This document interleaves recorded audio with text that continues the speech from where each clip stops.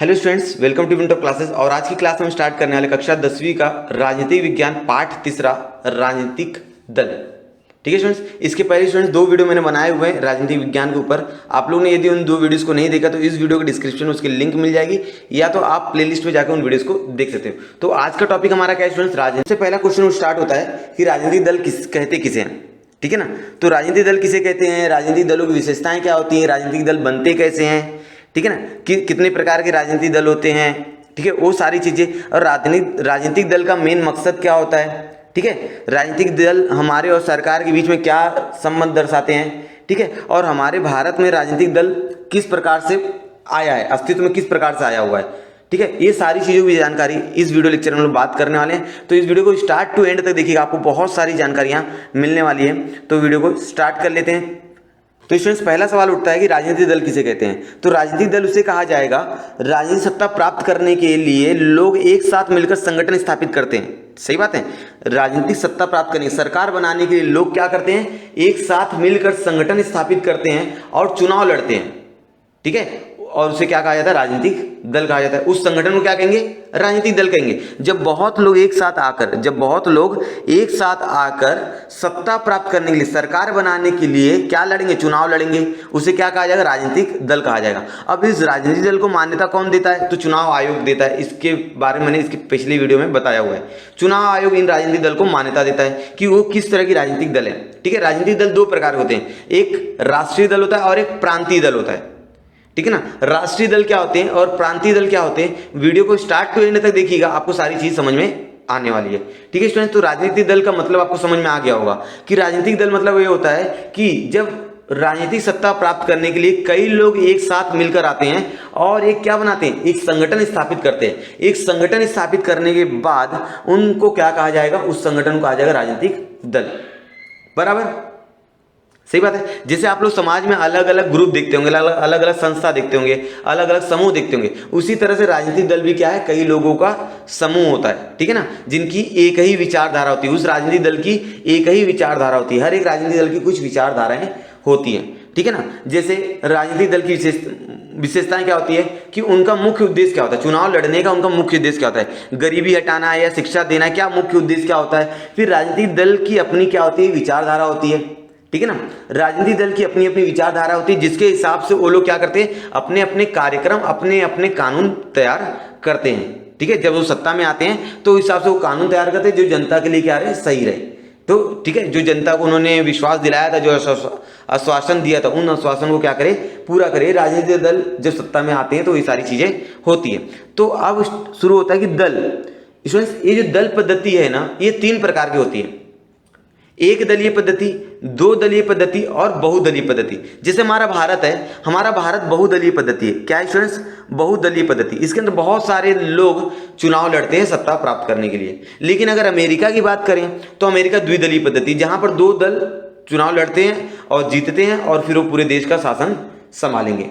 ठीक है, और एक दलीय पद्धति किसे कहा जाएगा, किसी देश में अगर कोई एक ही दल है जो बहुत समय से राज कर रहा है, बहुत समय से सत्ता में है और उसको कोई हरा नहीं पा रहा है, उसे हम लोग क्या कहेंगे, एक दलीय पद्धति कहेंगे। हमारे भारत में भी ऐसा था, जब भारत आजाद हुआ तो 1980 तक, या आप लोग बोल सकते हैं 88 तक, भारत में एक दलीय पद्धति थी, सिर्फ कांग्रेस। उसके पहले कोई भी दल ऐसा था नहीं जो कांग्रेस को हरा सके या कांग्रेस के कंपैरिजन में आए। तो भारत में भी 1980 तक, हम लोग बोल सकते हैं 88 तक एक दलीय पद्धति थी। उसके बाद अलग अलग दल आए। ठीक है, उन दलों के बारे में लोग आगे चर्चा करने वाले हैं। ठीक है स्टूडेंट्स, यहां तक आप लोगों को समझ में आ रहा होगा, तो वीडियो को स्टार्ट टू एंड तक देखना, आप लोग सारी चीजें और भी अच्छे से समझ में आएगी।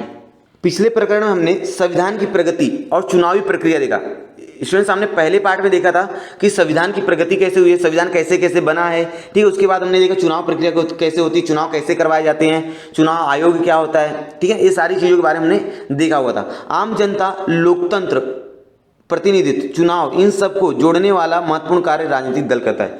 ठीक है, आम जनता को, लोकतंत्र को और प्रतिनिधित्व और चुनाव, इन सबको जोड़ने वाले दल को हम लोग क्या कहते हैं, राजनीतिक दल कहा जाता है। जो आम जनता को और लोकतंत्र को और अलग अलग प्रतिनिधियों को जोड़ दे, उसे हम लोग क्या कहेंगे, राजनीतिक दल कहते हैं।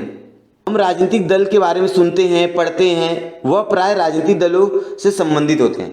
ठीक है। हम राजनीतिक दलों के बारे में सुनते हैं, पढ़ते हैं, रोज समाचार हम लोग देखते हैं, रोज न्यूज़ देखते हैं, अलग राजनीतिक दलों के बारे में रोज चर्चाएं होती है, पढ़ते हैं, सुनते हैं, ठीक है। ये सब किससे संबंधित होती है? राजनीतिक दलों से। राजनीतिक दल का अस्तित्व सभी लोकतांत्रिक व्यवस्था में होता है। जितने भी लोकतंत्र को अपनाए हुए, जितने भी देश हैं जिन्होंने भी लोकतंत्र को अपनाया हुआ, उन सभी देशों में राजनीतिक दल अस्तित्व में होता है। अपितु लोकतंत्र के कारण ही राजनीतिक दलों में सत्ता पाने के लिए होड़ लगी होती है। लोकतंत्र की वजह से राजनीतिक दलों में सत्ता प्राप्त करने की, मतलब सरकार बनाने की क्या लगी रहती है?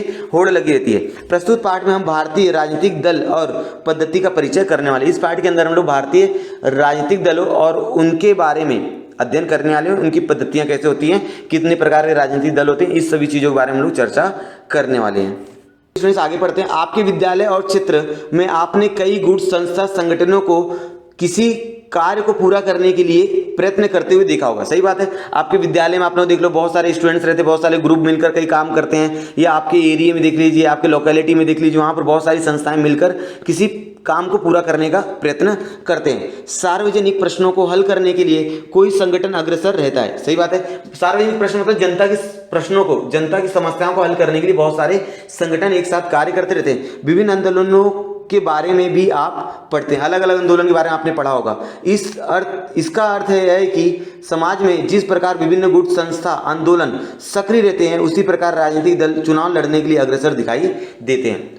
ठीक है ना। जिस प्रकार अलग अलग गुट रहते हैं, अलग अलग संस्था, अलग अलग आंदोलन सक्रिय रहते हैं, उसी प्रकार जो राजनीतिक दल रहते हैं वो सत्ता प्राप्त करने के लिए क्या करते हैं? चुनाव लड़ते हैं। समाज में कार्य करने वाली संस्थाओं संगठन राजनीतिक दलों में अंतर होता है।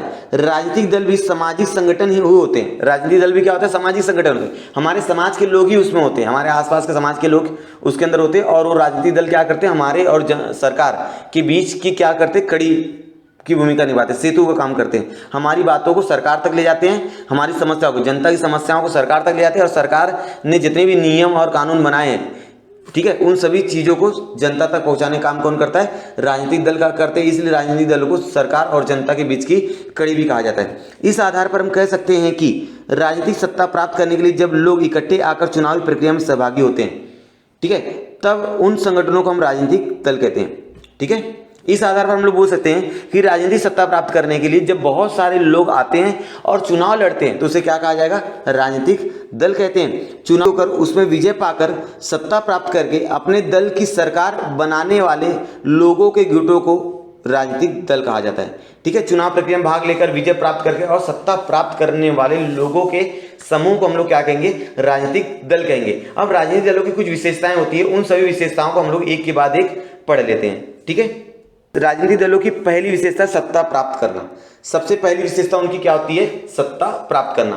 कि बहुत सारे लोग जुड़ते हैं और इस संगठन का निर्माण करते हैं और वो चुनाव लड़ते हैं, और चुनाव लड़ने के बाद सत्ता प्राप्त करते हैं और बाद में सरकार में जाते हैं और अलग अलग नीतियों का निर्धारण करते हैं और पूरे देश को क्या करते हैं?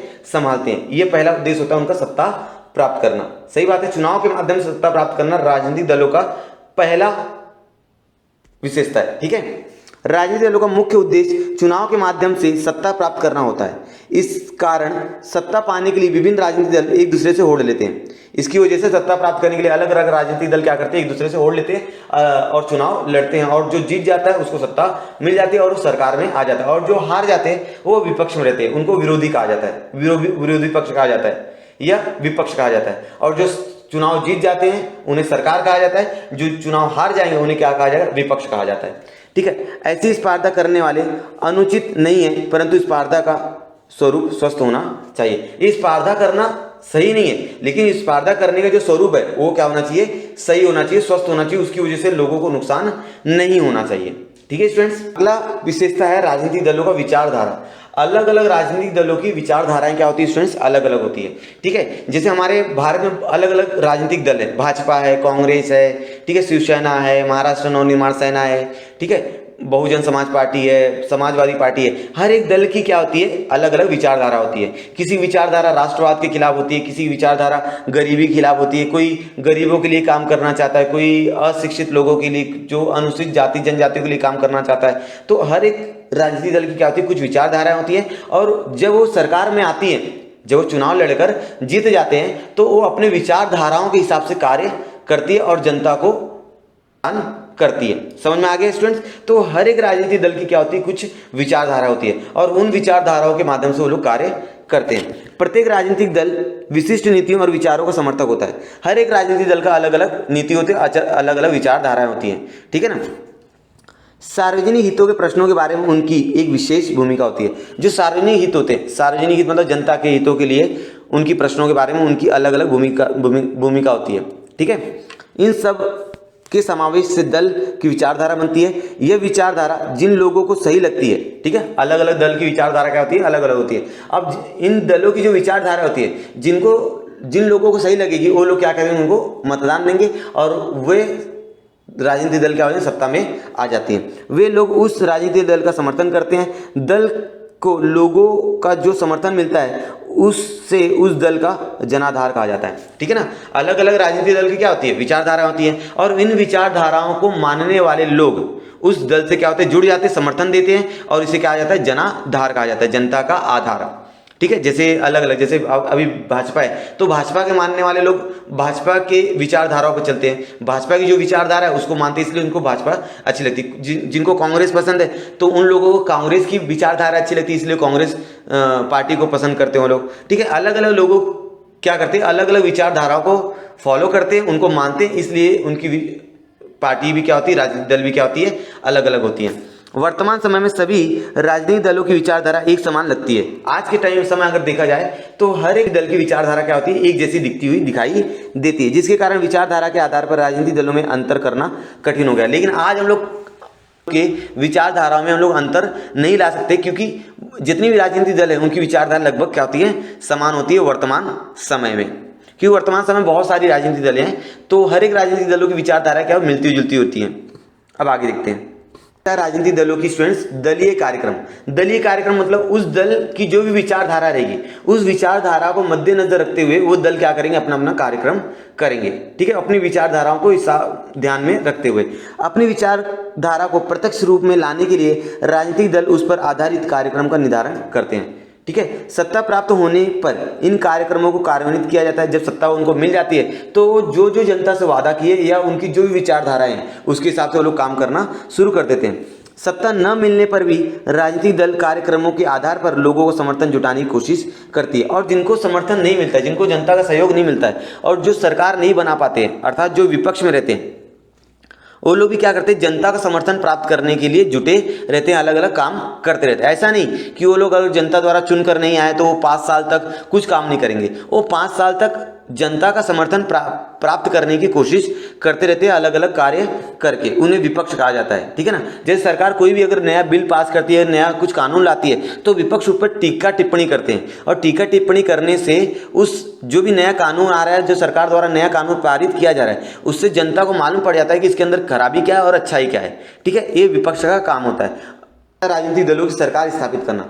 सरकार स्थापित करना मतलब जब जनता का उनको समर्थन मिलेगा तो वो लोग क्या करेंगे, सरकार स्थापित करेंगे। राजनीतिक दल सरकार बनाकर देश का राजकाज चलाते हैं। जो भी राजनीतिक दल है जैसे भाजपा, कांग्रेस, जब उनको जनता का सहयोग मिल जाएगा, जनता का समर्थन मिल जाएगा और वो लोग चुनाव प्रक्रिया में विजयी हो जाएंगे तो क्या करेंगे, देश का राजकाज चलाते। अर्थात यह कार्य वह दल करता है जिस राजनीतिक दल को चुनाव में बहुमत मिलता है। जिसको चुनाव में बहुमत मिलेगा, जिसको चुनाव में सबसे ज्यादा वोट मिलेगा, जिसको सबसे ज्यादा मतदान मिलेगा, वही देश का राजकाज चलाता है। जिन दलों को बहुमत नहीं मिलता है वे दल विरोधी दल के रूप में कार्य करते हैं और जिनको बहुमत नहीं मिलेगा, जो हार जाएंगे चुनाव प्रक्रिया में, वे क्या काम करेंगे, विरोधी दल का काम करेंगे, विपक्ष में रहेंगे। सरकार जो भी काम करेंगी उन सारे कामों पर टीका टिप्पणी करेंगे और सरकार सही कर रही है, गलत कर रही है, इन सभी बातों को भी पहुंचाने का काम विपक्ष करता है, ठीक है। जैसे अभी की बात करें तो सरकार में कौन है, भाजपा है, भारतीय जनता पार्टी, और विपक्ष में कौन है, अन्य पार्टियां हैं, जैसे कांग्रेस हो गई, बसपा हो गई, शिवसेना हो गई, ये सब क्या है, विपक्ष में है, ठीक है स्टूडेंट्स। दलों की अगली विशेषता स्टूडेंट्स, सरकार और जनता के बीच की कड़ी।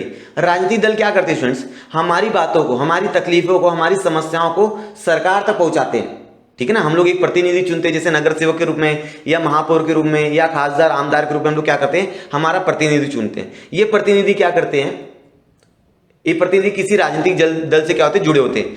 कोई भाजपा से जुड़ा रहेगा, कोई कांग्रेस से जुड़ा रहेगा, ठीक है ना, कोई समाजवादी पार्टी से जुड़ा रहेगा, अलग अलग राजनीतिक दलों से क्या होते हैं, जुड़े होते हैं। अब जब हम लोग उनको चुनते हैं तो ये क्या करते हैं, जनता की समस्याओं को सरकार तक पहुंचाते हैं। ये पहला काम हुआ। दूसरा काम क्या उनका कि सरकार ने जो भी नियम और कानून जनता के लिए बनाए हैं, जो भी सुविधाएं जनता के लिए बनाई हैं, उन सभी सुविधाओं को, उन सभी कानून को, उन सभी नियमों को जनता तक पहुंचाना, ये काम किसका होता है, राजनीतिक दल का होता है। तो इसलिए राजनीतिक दल को जनता और सरकार के बीच की कड़ी कहते हैं। कड़ी अर्थात सेतु कहा जाता है, ठीक है ना। सेतु मतलब दो जन को जोड़ने वाला हिस्सा।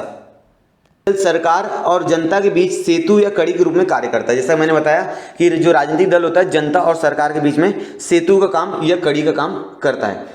राजनीतिक दल लोगों की मांगों और शिकायतों को सरकार तक पहुंचाने का कार्य करता है।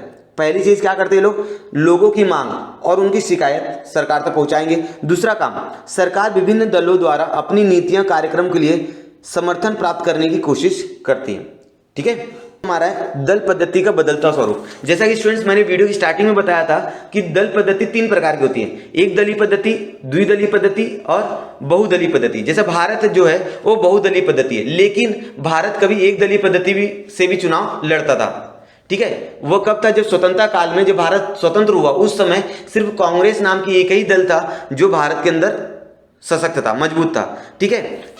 कुछ अपवादों को छोड़कर केंद्र और राज्य स्तर पर इसी दल का बहुमत था। भारतीय राजनीति पर इस दल की अच्छी पकड़ थी। भारतीय राजनीति में कांग्रेस का अच्छी पकड़ थी, इसलिए इस समय दल पद्धति का वर्णन एक प्रबल दल के रूप में किया जाता है, ठीक है ना।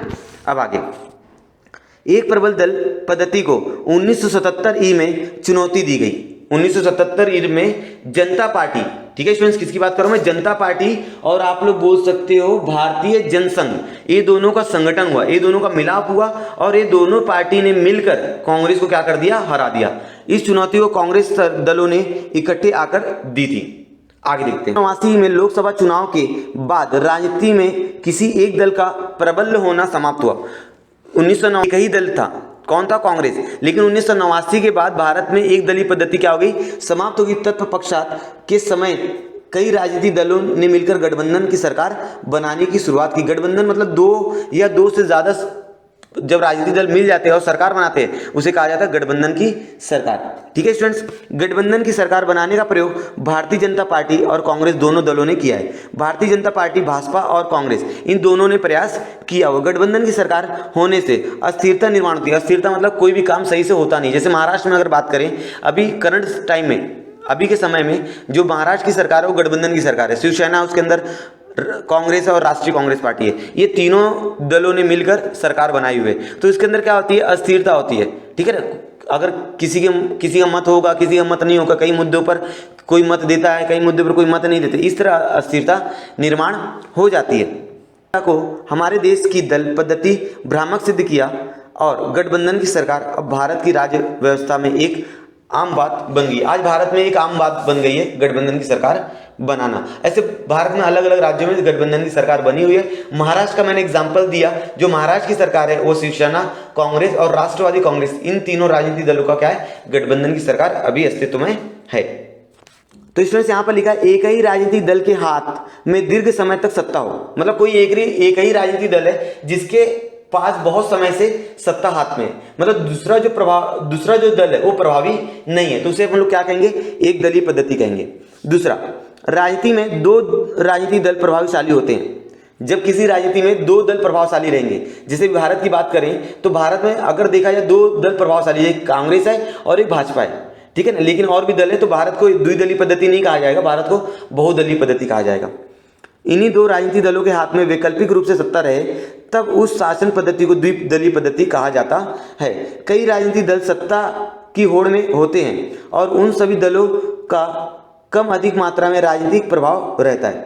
बहुत सारे राजनीतिक दल सत्ता की होड़ में रहते हैं और उनका राजनीति में थोड़ी बहुत मात्रा में प्रभाव रहता है। इस पद्धति को बहुदलीय पद्धति कहते हैं। इसका एग्जाम्पल भारत हो सकता है, ठीक है स्टूडेंट्स। तो चलिए थोड़ी बहुत और चीजें समझ लेते हैं। क्वेश्चन पूछा है, मान ले आप विरोधी दल के नेता हैं। विरोधी दल के नेता मतलब जैसा मैंने बोला, आप कोई राजनीतिक दल जब चुनाव लड़ता है और जनता का समर्थन प्राप्त कर लेता है और चुनाव लड़ने के बाद क्या बनाता है, सरकार बनाता है या सत्ता में जाता है, तो उसे क्या कहा जाता है, सरकार कहा जाता है। लेकिन जो चुनाव हार जाते हैं जो राजनीतिक दल, उसको क्या कहा जाता है, विरोधी दल कहा जाता है, विपक्ष कहा जाता है। तो मान लीजिए आप विपक्ष दल के नेता हैं और आपके दल के ध्यान में आया कि स्वास्थ्य क्षेत्र में सरकार अच्छा कार्य नहीं कर रही है, आपको लग रहा है कि जो सरकार है वो स्वास्थ्य के क्षेत्र में सही कार्य नहीं कर रही है, तो विरोधी दल के नेता के रूप में आप क्या करोगे? तो आप सरकार से क्या करोगे? प्रश्न पूछोगे, अलग अलग परिणाम रखकर आप प्रश्न पूछोगे, जनता को क्या करोगे? जागरूक करोगे, जनता को न्यूज़ चैनल के माध्यम से, अलग अलग सूचना प्रवाह माध्यम से आप जनता को जानकारी दोगे, सरकार से आप क्या करोगे? प्रश्न पूछोगे। ठीक है, अब आगे देखते हैं। सोचिए और लिखिए। महात्मा गांधी, विनोबा भावे और जयप्रकाश नारायण ने दल रहित लोकतंत्र की संकल्पना प्रस्तुत की थी। ये तीन व्यक्ति हैं, जब देश आजाद होने के पहले उन्होंने दल रहित लोकतंत्र की संकल्पना प्रस्तुत की थी। इनका मानना था कि यदि भारत में दल रहित लोकतंत्र रहेगा तो भारत का विकास और तेजी से होगा, क्योंकि अगर दल वाली लोकतंत्र रहेगा तो उसमें दो दलों के मतभेद होंगे, क्योंकि दो दलों की जो विचारधाराएं होती है वो अलग अलग होगी, जिससे वहां पर लड़ाई झगड़ा शुरू हो जाएगा। तो इनका मानना था कि भारत में जो लोकतंत्र है वो दल रहित रहना चाहिए, ठीक है ना, ताकि देश का सर्वांगीण विकास हो पाए। समझ में आ रहा है स्टूडेंट्स? चलिए, वर्तमान समय में ऐसा लोकतंत्र लाने के लिए क्या करना पड़ेगा? यदि आपको भारत में दल रहित लोकतंत्र लाना है तो क्या करना पड़ेगा? आप राजनीतिक दृष्टि से साक्षर होने चाहिए और जागरूक होना चाहिए, चरित्रवान होना चाहिए। जो भारत का नागरिक है वो साक्षर होना चाहिए, जागरूक होना चाहिए और चरित्रवान होना चाहिए। अगर ये तीनों गुणधर्म हैं तो भारत में दल रहित लोकतंत्र स्थापित किया जा सकता है। समझ में आ रहा है स्टूडेंट्स? चलिए, और भी से क्वेश्चन पूछना है मुझे कि राष्ट्रीय जनतांत्रिक गठबंधन और संयुक्त प्रगतिशील गठबंधन, ये जो होती है भाजपा का है, ये किसका है? भाजपा, मतलब जो भाजपा को समर्थन देते हैं, मतलब वे राजनीतिक दल जो भाजपा को समर्थन देते हैं वह एनडीए में आ जाते हैं, और वे राजनीतिक दल जो कांग्रेस को समर्थन देते हैं वो यूपीए में आ जाते हैं। तो मुझे कमेंट सेक्शन में कमेंट करके आप लोग बताइए कि एनडीए का फुल फॉर्म क्या है और यूपीए का फुल फॉर्म क्या है। और मेरा अगला क्वेश्चन है कि भारत में दल रहित लोकतंत्र का प्रस्ताव रखने वाले व्यक्ति का नाम क्या था? कि भारत में दल रहित लोकतंत्र होना चाहिए, इसका प्रस्ताव रखने वाले पहले व्यक्ति का नाम क्या था? इसका आंसर मुझे आप कमेंट सेक्शन में कमेंट करके बताएंगे। तो यहां तक लेक्चर में हम इतनी सीखने वाले। आज हमने क्या देखा कि राजनीतिक दल क्या होता है, राजनीतिक दल का विशेषता क्या होती है। तो उम्मीद आपको वीडियो समझ में आई होगी, वीडियो पसंद आई होगी। यदि आपको वीडियो पसंद आई तो वीडियो को लाइक कीजिए, शेयर कीजिए। यदि आप लोगों ने चैनल को अभी तक सब्सक्राइब नहीं किया है तो चैनल को प्लीज सब्सक्राइब कर दीजिए, क्योंकि इसी तरह की इंफॉर्मेटिव वीडियो आपको इस चैनल पर मिलती रहेंगी। हम लोग मिलते हैं नेक्स्ट वीडियो में, तब तक के लिए धन्यवाद।